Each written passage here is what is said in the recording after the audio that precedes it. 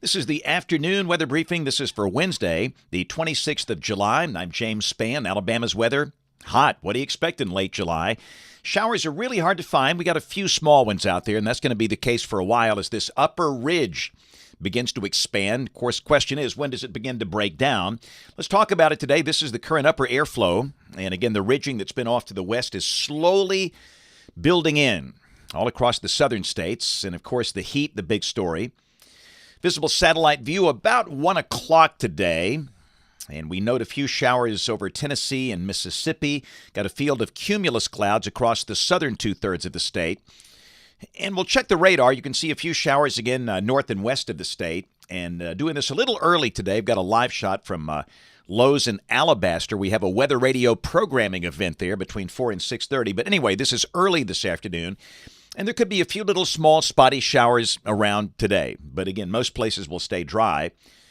Temperatures at 1 o'clock, we've got mostly low 90s. And it seems like most locations are headed at least for the mid-90s today. We'll probably see some upper 90s. There's the watch warning map across the nation. We have heat advisories in effect for the counties in orange, north and west of the state.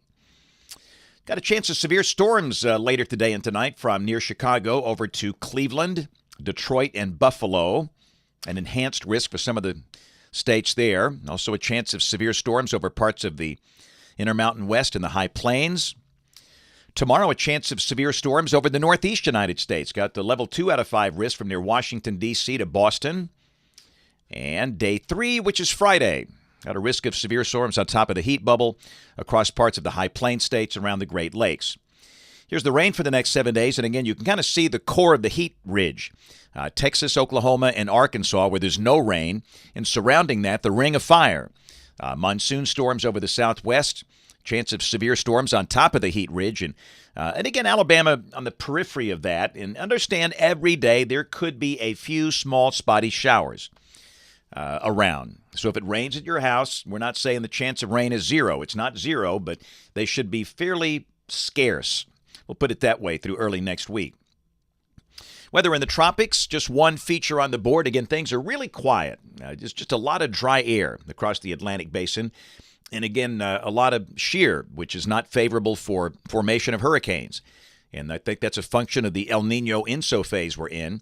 The one feature with an X is out there in the far eastern Atlantic. And the Hurricane Center giving that a 30% chance of becoming a depression or storm over the next 7 days, but that might be a little generous concerning the environment. But as always, we'll watch it, but nothing threatening the United States, at least for the next 7 days.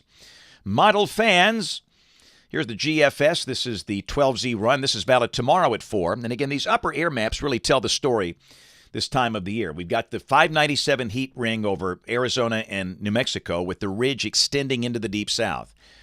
And for most places, just going to be hot and dry. The highs upper 90s in many places. And again, could there be a shower? Yes, but they'll be very widely spaced. Same thing on Friday. Evidence over the weekend, the ridge might be a smidgen weaker, the air aloft a little colder, the air slightly more unstable. We note that the POPs on the Moss products, model output statistics, are running up to about 30% for a decent chunk of the state. That's the chance of any one spot getting wet. So we'll mention widely scattered afternoon storms on Saturday, maybe Sunday, but again, many places dry.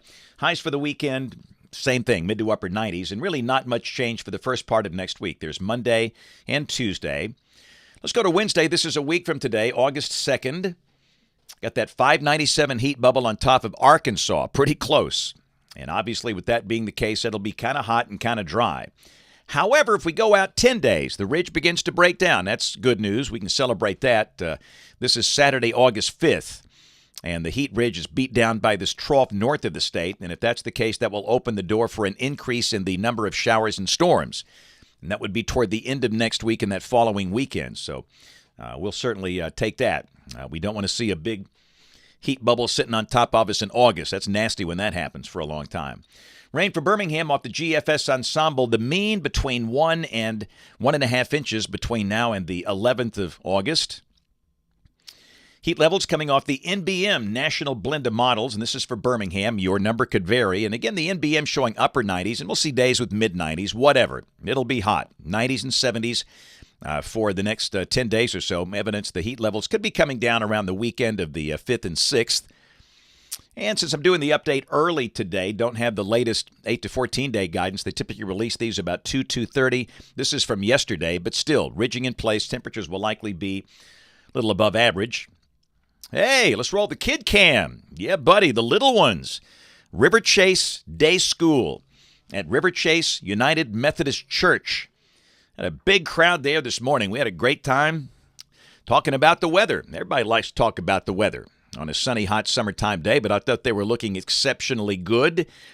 And you know what? We got some pretty good-looking cookies right here. I mean, those are very visually appealing to me for some reason.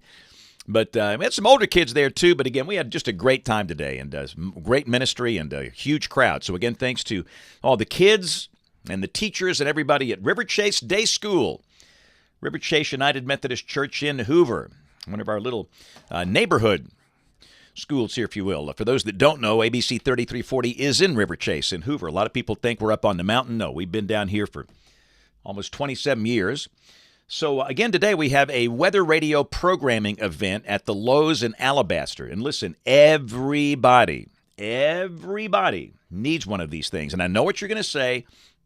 I got my fancy phone, my iPhone Pro Max, Samsung, PQ, Android, whatever, and I always get the warnings. Well, during a tornado emergency, often the first thing that stops working is your cell service. And your phone becomes a brick, and you're in trouble. And a weather radio has nothing to do with a cell network. It's an independent RF network that is very reliable. And, of course, it could fail. Anything can fail. But everybody needs one. You need one. I need one.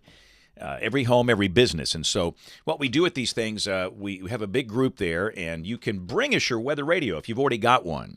And let us check it. If you want us to, if you want to be sure that the county codes are programmed in, the right frequency is programmed in, we'll be glad to do that.